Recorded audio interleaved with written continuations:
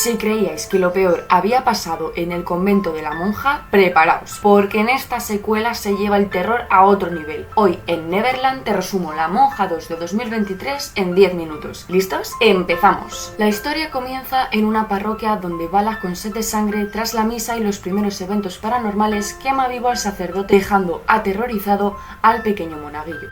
Volvemos a ver a la protagonista de la película anterior, la hermana Irene, en un nuevo convento. Que por cierto tenéis un resumen de la película anterior también en este canal, os dejo el link en la descripción. Ella nos cuenta un poco más de su historia, como que fue el padre el que le hizo ir al convento donde ahora se encuentra, y su madre al parecer murió cuando era pequeña. Una de las monjas cuenta además lo ocurrido en la película anterior, pero de una manera un poco distorsionada. Lo importante es que nos cuenta que el padre Burke ahora es obispo y el bulo de que la monja que lo acompañó terminó en un manicomio. También vemos a Maurice como conserje jardinero en un internado que, según dicen, antes era un monasterio. Como se cuenta al final de la película anterior, Balak había poseído al franchute, y aunque nos hacen dudar al principio, esto se confirma con una horrible escena donde le está manipulando en la oscuridad y, para más dramatismo, el joven que estaba presenciando la escena por casualidad es estrangulado por el demonio. La hermana Irene recibe una visita de una eminencia del Vaticano, el cual le explica que la escena que vimos al principio de la película solo es una de tantas tragedias provocadas por el demonio Balak que desde Rumanía está recorriendo Europa. Al Vaticano le gustaría que investigase qué es lo que quiere y hacia dónde se dirige. Ahí recibimos una noticia demoledora. El padre Burke ha fallecido al parecer por cólera. Por otro lado, Maurice parece tener una doble vida, pues a pesar de su posesión cumple muy bien con su trabajo de conserje jardinero e incluso se puede apreciar una gran química e interés mutuo entre él y una profesora cuya hija, Sophie, estudia ahí y es el objetivo de burlas de un grupo de niñas de lo más estúpidas. Una de sus bromas es llevarla a una parte abandonada del colegio, la antigua capilla, donde la colocan frente a una vidriera con el dibujo de una cabra representando al demonio, que con la luz del atardecer parece estarla mirando. El caso es que la dicen que lo desafíe y que no se mueva pase lo que pase, atrayendo a Balak sin querer. Las niñas la dejan sola y la encierran junto a él sin saberlo, hasta que es rescatada por el franchute, que parece estar luchando por contener al demonio. Por otro lado, la hermana Irene empieza su investigación junto a una monja llamada Debra, joven, bastante rebelde ya que fuma, no quiere confesarse y no tiene mucha fe en Dios, cosa bastante irónica, pero que la convierte en un personaje bastante carismático. Ahora están en la parroquia de la primera escena de la película, donde descubren que aparte del cura y el monaguillo, también estaba el hombre de mantenimiento, un hombre que viajaba por todo el mundo y que venía desde Rumanía, donde le pusieron su apodo, el franchute. Las visiones de Irene cada vez son más fuertes. En una ve como a una mujer le quitan los ojos mientras que porta una reliquia entre sus manos. Es entonces cuando descubre que eso es lo que quiere el demonio y que tras encontrarlo matará a su huésped. Balak ya no se esconde en el internado y empieza a torturar a todos con su presencia. Trampas, manipulaciones con las debilidades de las personas, a pesar de que Maurice se resista y se oponga a su control. La directora de la escuela se ve atraída a una de las zonas abandonadas del antiguo monasterio tras escuchar la que parecía la voz de su difunto hijo, que murió cuando era un niño. Finalmente, tras varios golpes, la mujer muere de manera brutal.